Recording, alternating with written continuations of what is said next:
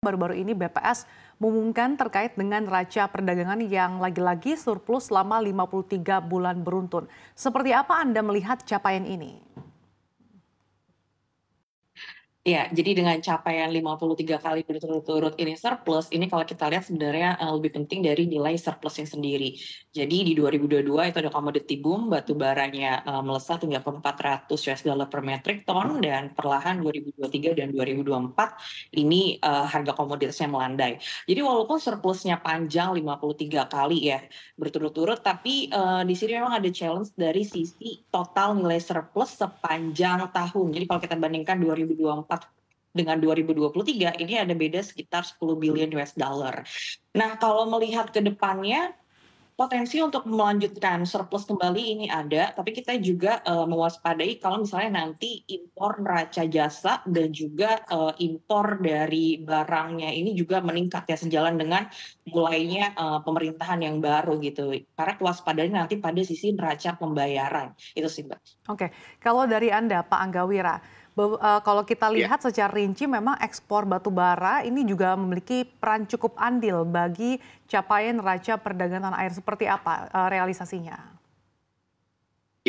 pertama kalau kita lihat kan memang kita mengapresiasi pemerintah yang sudah bisa menjaga neraca perdagangan ini secara positif ya dalam 53 bulan terakhir dan kita melihat memang tren tadi yang disampaikan harga batu bara kan memang cenderung melandai ya walaupun sekarang terdapat kenaikan secara perlahan juga.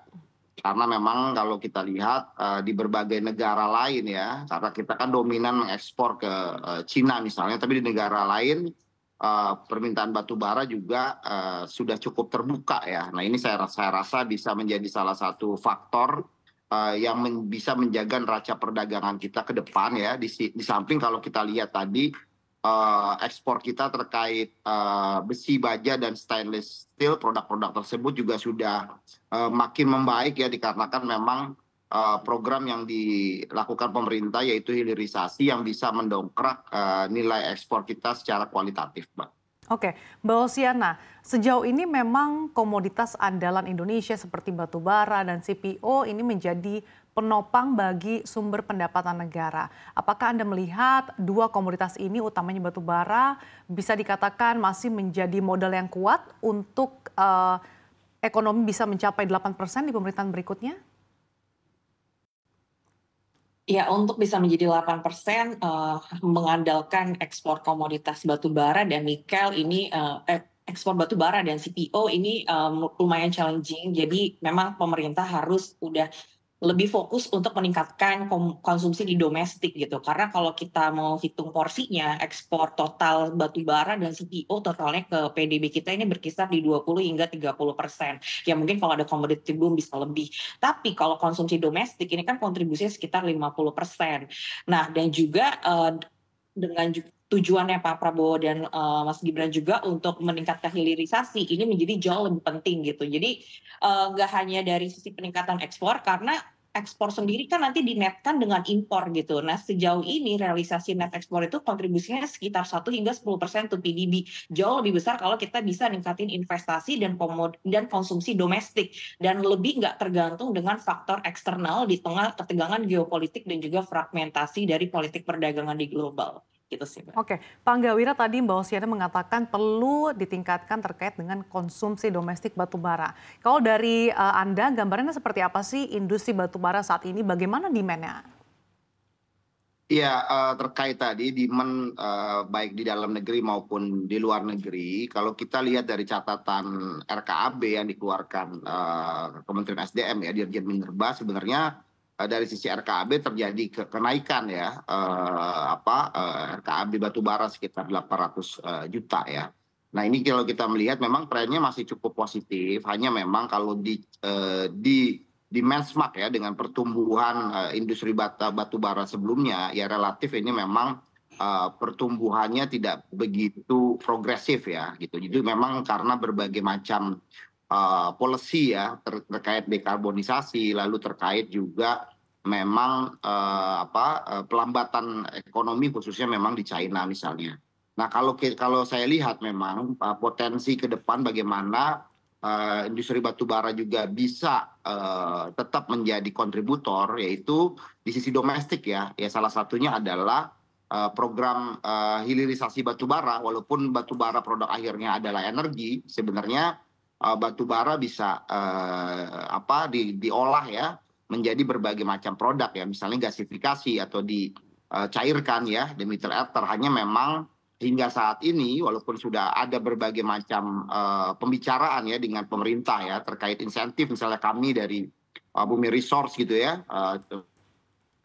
tersebut, karena itu mudah menjadi kewajiban yang harus kita lakukan. Nah, hanya memang formulasi insentif yang dari pemerintah ini perlu lebih bisa realistis ya terhadap harga batubara dunia juga, Mbak, sehingga bisa nilainya bisa ekonomis. Oke, Mbak Hosiana, meskipun tadi sebelumnya Anda katakan kita tidak bisa terus bergantung pada komoditas-komoditas andalan existing seperti batu bara, tapi tadi potensi hilirisasi batu bara masih cukup besar bagi pendapatan negara. Bagaimana Anda melihat potensi ini dan juga upaya-upaya yang perlu dilakukan untuk bisa mengoptimalkan menjadi kontributor bagi perekonomian tanah air?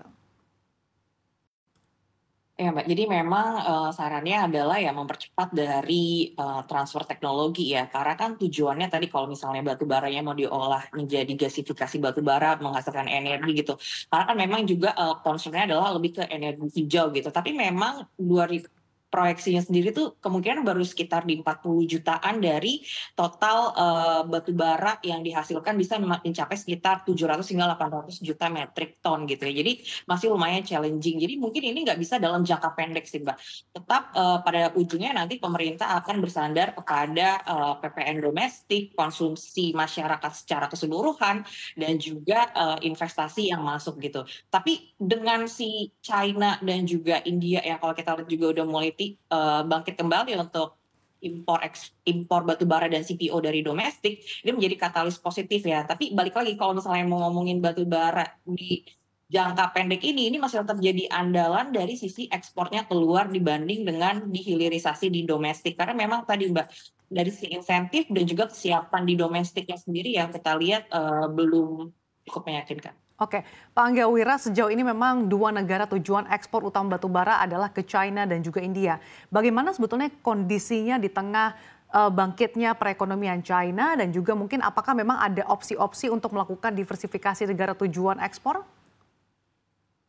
Ya, kalau kita lihat memang trennya dalam 1 tahun atau 2 tahun terakhir ya diversifikasi tujuan ekspor dari batu bara itu sangat sangat luas ya, terutama juga di negara-negara Asia seperti Bangladesh, Sri Lanka itu sangat membutuhkan juga.